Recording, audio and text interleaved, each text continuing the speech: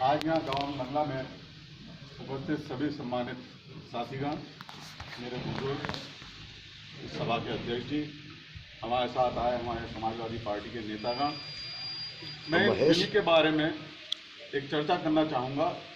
और आप ये स्पष्ट समझिए कि मैं समाजवादी पार्टी के कार्यकर्ता के रूप में ये चर्चा नहीं कर रहा हूँ।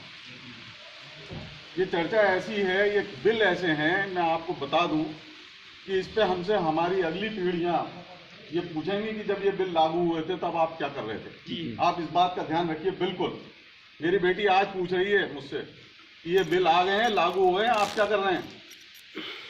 और इतना इसका असर होने वाला है, सिर्फ किसान पे नहीं, किसान तो डायरेक्टली इससे कनेक्टेड है, सीधे सीधे कनेक्ट है, लेकिन आम जनता इससे प्रभावित होगी। इस बिल के बारे में थोड़ी सी चर्चा करूंगा मैं, जो मेरी समझ में आया है, जो मैंने पढ़ा है, समझा है, लोगों से चर्चाएं की हैं, अलग अलग कृषि विशेषज्ञों से, उनकी बातचीत में आपके सामने रखने की। और उससे पहले इस बिल का थोड़ा सा इतिहास कि ये किस तरह से लागू हुआ, इसके बारे में बात करना चाहूँगा। देखिए, ये बिल जैसे भाई साहब ने कहा, कोविड-19 में जब पूरा देश लॉकडाउन में था, जून के महीने में सरकार ने कैबिनेट से मंजूरी करके इसे अध्यादेश के रूप में लागू कर दिया था, इन तीनों बिलों को। और अगस्त सितंबर में जब सत्र बैठा संसद का, तब उसमें उन्होंने, जिसे हम कहते हैं अपार बहुमत जो लोकसभा में है इस सरकार का, बिना किसी चर्चा के, ना विपक्ष की बात सुन के, इस बिल को उन्होंने लोकसभा में पारित कराया। उसके बाद राज्यसभा में जहां उनकी संख्या कम थी, जहां विपक्ष ने चर्चा की बात की, जहां चर्चा हुई और जहां उन्होंने विभाजन मत मांगा, विपक्ष ने डिमांड की कि इस पर वोटिंग हो, अगर ये वोटिंग होती तो सरकार हार जाती और ये बिल नहीं बनते। उस समय अगर आप देख रहे होंगे, या अगर जो सीधा टेलीविजन पे आता है राज्यसभा का, उस समय अगर आप देख रहे हो तो आप ये देखेंगे कि वो 10 मिनट प्रसारण उसका बंद हो गया था, विपक्षियों के माइक बंद कर दिए गए थे और किसी को नहीं पता क्या हुआ। और जब वो दोबारा चालू हुआ तो ये पता चला कि ये बिल जो है अधिनियम के रूप में, कानून के रूप में पास हो चुका है। इतनी क्या आवश्यकता है, इसकी क्या जल्दी थी, क्या इसमें छुपाना था। जब आप कह रहे हैं, सरकार कहती है कि लाखों करोड़ों किसानों के लाभ के लिए हम बिल ला रहे हैं, तो इसमें छुपाने की क्या बात है। एक सीधी सी परंपरा है, जब भी कोई बजट पास होता है, अगर आप देखेंगे, अब फरवरी में बजट आएगा, सरकार उससे पहले व्यापारी संगठनों को, अलग अलग जो इंडस्ट्रीज हैं, जैसे कार बनाने वाली हो गई या दवाई वाले हो गए, इन्हें बुला के बातचीत करती है कि आप क्या चाहते हैं और हम क्या कर सकते हैं। बजट के पहले ये हर साल होता है। इतना बड़ा बिल आपने पास कर दिया जिसमें 70% जनता प्रभावित हो रही है, जो किसान है देश की। आपने उनसे एक बात करनी नहीं समझी, जरूरत नहीं समझी आपने इसकी कि हम इनसे बात भी कर लें। ये सबको मालूम है, हमें ही मालूम है कितने किसान हैं, कितने संगठन हैं। आपने एक संगठन के एक आदमी से बात करना मुनासिब नहीं समझा और आपने कहा कि हमने उनके लाभ के लिए, उन्हें फायदा पहुंचाने के लिए बिल पारित कर दिया। सारे बिल इसी तरह इस सरकार ने रात में पास किए हैं। तो ये इसका थोड़ा सा बैकग्राउंड है। मुझे समझ में नहीं आता इतनी जल्दबाजी क्या थी, जब कोविड में पूरा लॉकडाउन है, किसान सिवाय, जो भाई साहब ने कहा, ये बिल्कुल सही बात है कि पिछले 9 महीने में भारत की जीडीपी, जिसे हम कहते हैं अर्थव्यवस्था, जो टिकी है वो किसान पे टिकी है पूरी। किसान ने जितना पैदा किया और बेचा, उससे आप और हम आज, और हमारे व्यापारीगण उसी से खड़े हैं, नहीं तो इसमें कमर टूट जाती है आपकी। अब ये 3 बिल जो लाए हैं, इनके नाम बहुत लंबे चौड़े हैं, ना मुझे याद रहते हैं, ना मैं उन्हें याद रखना चाहता हूँ। शॉर्टकट भी जानते हैं। हाँ, पहला बिल जो है उसमें वो कहते हैं, पहला जो कानून है कि अब किसान को हमने स्वतंत्र कर दिया है। ये उनकी भाषा है। वो ये नहीं कहते कि हम किसान को कहीं और भी बेचने की आज़ादी दे रहे हैं, वो कहते हैं हमने किसान को स्वतंत्र कर दिया। जैसे किसान मंडी में बंधा हुआ था, किसान मंडी में अपनी मर्जी से जाता था। पहली बात ये, आपने स्वतंत्र कर दिया। उनका कहना यह है कि अब कोई भी किसान किसी को भी कहीं भी कितना भी बेच सकता है। और इस नियम को मैं कहता हूँ मंडी को खत्म करने का अधिनियम। इसकी मंशा ये है कि मंडी जो एक व्यवस्था बनी हुई है, मैं ये नहीं कहता कि मंडियां जो है बिल्कुल पूरी तरह अच्छी हैं, उसमें कोई कमी नहीं है, उसमें परेशानी नहीं है, सब है, लेकिन एक व्यवस्था है जिस व्यवस्था से किसान लाभान्वित है, जिस व्यवस्था से उसकी खेती व्यापार चल रहा है, उस व्यवस्था पे आप चोट करने जा रहे हैं। ये यहाँ तक कि किसी को किसी लाइसेंस की जरूरत नहीं है अनाज खरीदने के लिए। क्या जरूरत है? सिर्फ एक पैन कार्ड। अगर मेरे पास पैन कार्ड है तो मैं कहीं भी जाके पूरे देश में कुछ भी खरीद सकता हूँ किसान से, कोई पूछने वाला नहीं है मुझे। किसी भी रेट पे खरीद सकता हूँ, कोई पूछने वाला नहीं है। कोई मुझसे प्रश्न नहीं कर सकता कि आप ये इस दाम पे क्यों खरीद रहे हो, एमएसपी पे क्यों नहीं खरीद रहे। एमएसपी में बहुत कमियां हैं, मिनिमम सपोर्ट प्राइस जिसे हम कहते हैं, उसमें बहुत कमियां हैं। मैं जानता हूँ स्वामीनाथन आयोग पे जो होना चाहिए था, उनके रिकमेंडेशन के हिसाब से अभी तक वो दाम मंडियों में भी लागू नहीं है।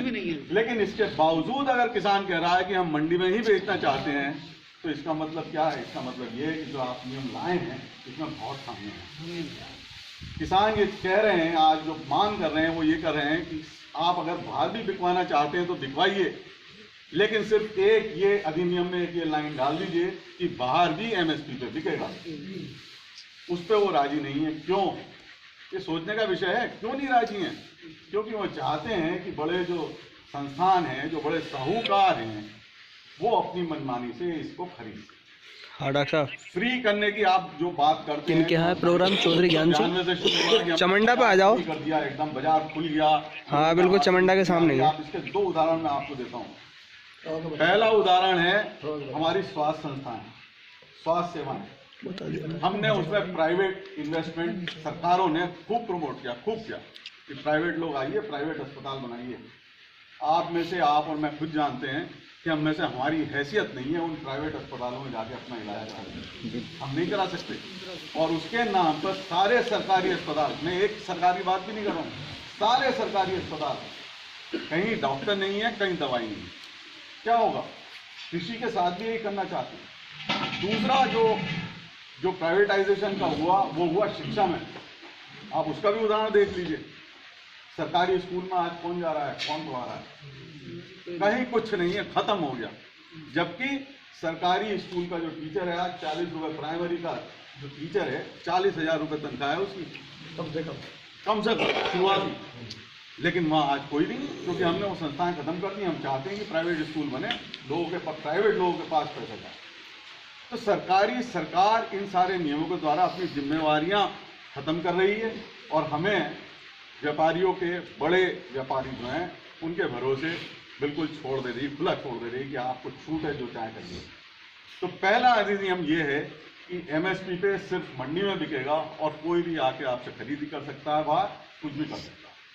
आपके पास उसे शिकायत करने का कोई मौका नहीं है। मंडी में आप शिकायत कर सकते हैं। मंडी में किसान, पंजाब का किसान क्यों आज आगे है? क्योंकि उनका मंडी का जो उनका पूरा इंफ्रास्ट्रक्चर है वो इतना बढ़िया हो गया है। अब ये सरकार ये भी कहती है कि मंडी वाले टैक्स लेते हैं, तो क्या हर जगह टैक्स लेते हैं? 2% टैक्स लिया जाता है सेस। वो टैक्स मंडी तक की सड़कें बनाने में काम आता। पंजाब में वो हुआ, किसान को आसानी हुई। तो आप इस सारी संस्था जो सेवाएं हैं उसे खत्म करना चाहते हैं। 2006 में, जैसा कहा भाई साहब ने, 2006 में बिहार में मंडी व्यवस्था खत्म कर दी सरकार ने। यही बात कि प्राइवेट हाथों में प्राइवेट लोग आएंगे, बड़े साहूकार आएंगे, वो इन्वेस्ट करेंगे इंफ्रास्ट्रक्चर में। आज क्या हालत है आपके और हमारे यहाँ भी बिहारी मजदूर है, खेती छोड़ दी, नहीं कर सकते। जो आपका धान आज एमएसपी मेरे ख्याल से 1700 है, इसमें बिहार में 1800-1700, बिहार में 1000 के ऊपर नहीं बिका इस सीजन में। ये रिपोर्ट है, ये अखबारों में छपी नियम है, मतलब ये अखबारों में छपी खबर है। तो क्या फायदा हुआ प्राइवेट होने का? कुछ भी नहीं। इंफ्रास्ट्रक्चर, आप ये बताइए कि इंफ्रास्ट्रक्चर कैसे बनेगा? सरकार अगर उसमें पैसा नहीं डालना चाहती, और ये नियम आने के कुछ महीने पहले ही किसी एक आदमी के भंडार के सारे गोडाउन क्यों बन जाते हैं सब जगह? पंजाब में बने हैं, मध्य प्रदेश में बने हैं, हरियाणा में परमिशन मिल गई है, एक ही आदमी, एक ही कंपनी को। क्यों? सरकार ये जवाब नहीं देना चाहती, इस पर छुपना चाहती है, इसलिए बात नहीं करना चाहती। मेरी ये समझ में नहीं आता कि प्रधानमंत्री जी रेडियो पे कहते हैं, टीवी पे कहते हैं, कच्छ में जाके किसानों से बात करते हैं, लेकिन दिल्ली में नहीं। यहाँ आपकी मुंडेर पे बैठे हैं लाख, उनके बीच में आप उनसे बात नहीं कर सकते। दिल्ली में झंडे में पड़े लोग, क्या दिक्कत है? मेरा कहना ये, अगर आप नहीं भी करना चाहते तो किसानों से मिलने में क्या दिक्कत है आपको? ये क्यों है, इतना अहंकार है आपका? इसका मतलब इस अहंकार के कारण दो हैं, एक तो मेजॉरिटी आपके पास आ गई है, आप उसे छोड़ना नहीं चाहते हैं, और दूसरा आप दबाव में हैं साहूकारों के बड़े सेठों के, इसलिए आप ये करना नहीं चाहते। गांठ लग गई, गोल बिल्कुल गोल लग गई, या तो उन्हें दूसरा नाराज करेंगे अधिनियम या जिसके किसान बारे में बात करना चाहेंगे, दूसरा अधिनियम है जमाखोरी अधिनियम, जिसे मैं कहता हूँ जमाखोरी अधिनियम। हमारे यहाँ एक कानून था आवश्यक वस्तु अधिनियम का, जिसमें ये सीमा तय कर दी जाती थी हर बार कि कोई भी व्यक्ति, चाहे व्यापारी हो चाहे कोई हो, किसी भी चीज का भंडारण इससे ज्यादा नहीं कर सकता। उसका कारण ये था कि हमें राशन देना था, लोगों को सस्ते में अनाज देना था, इसलिए जमाखोरी ना हो। अब ये अधिनियम हटा दिया गया है, और इसके अलावा ये नियम आया है कि कोई भी व्यापारी कितना भी भंडारण कभी भी कहीं भी कर सकता है। आप इसका एक सीधा सा उदाहरण ले लीजिए, अगर हमारे इस क्षेत्र में एक आदमी आके आपका सारा गेहूं और गन्ना खरीद ले और रख ले, बाहर से बिकने के लिए तो बहुत कम आता है, यहीं का बिकता है, और वो कहे कि मैं तो अब नहीं बेचूंगा, अब बेचूंगा जब गेहूं 100 रुपए किलो हो जाएगा, आप और मैं क्या कर लेंगे? कुछ नहीं कर सकते। तो ये कारण है कि इससे जो कृषक है, जो किसान है, उसके अलावा जो आम आदमी है उसको भी इस पर चर्चा करनी चाहिए, क्योंकि कल आटा महंगा होने वाला है, कल दाल महंगी होने वाली है, कल तेल महंगा होगा। अगर 6 साल पहले का आपको याद हो, अरहर बीच में डाल दो, अरहर की दाल अपने यहाँ 45-50 रुपए किलो बिका करती थी, एकदम से 95 रुपए किलो हुई, 100 के ऊपर गई, और अब मेरे ख्याल से 75 के आसपास है। हम लोग इस पर चर्चा नहीं करते, हमने मान लिया 75 की थी दाल हमेशा, लेकिन इसके पीछे का वही कारण था भंडारण का, और जो अंबानी की कंपनी इसमें, अडानी जी की कंपनी इसमें इन्वॉल्व थी।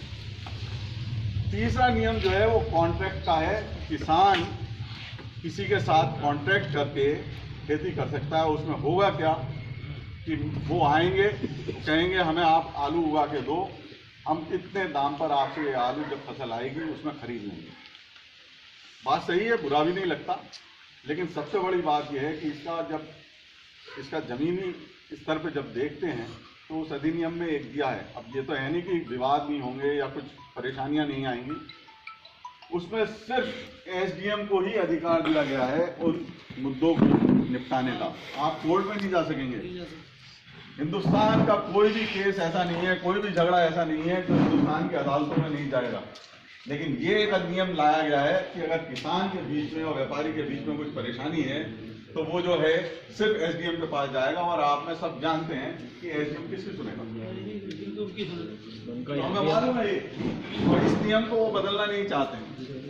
आज ही अखबार में खबर है, मध्य प्रदेश में होशंगाबाद जिले की खबर है, किसानों ने चावल पैदा किया और उन्होंने 4 साल से वो कॉन्ट्रैक्ट के तहत, दिल्ली का एक व्यापारी है जिसे वो बेचने आए हैं, और वो कॉन्ट्रैक्ट है कि बाजार भाव प्लस 50 रुपए, इतना वो 500 रुपए, इतना वो व्यापारी देगा। 4 साल से हो रही है खरीदारी। इस साल मध्य प्रदेश में धान का भाव 2400-2500 तक गया, उस व्यापारी ने खरीदी की। 2900 भाव लगते ही जो व्यापारी ने ये कहा कि आपके धान में फलाना केमिकल पाया गया है, इसलिए मैं नहीं खरीदा। अब अनुबंध है दिल्ली के एक व्यापारी का होशंगाबाद के एक गांव में एक किसान का। अब मुझे बताइए किसान कहां जाके झगड़ा करेगा, किसे पकड़ेगा?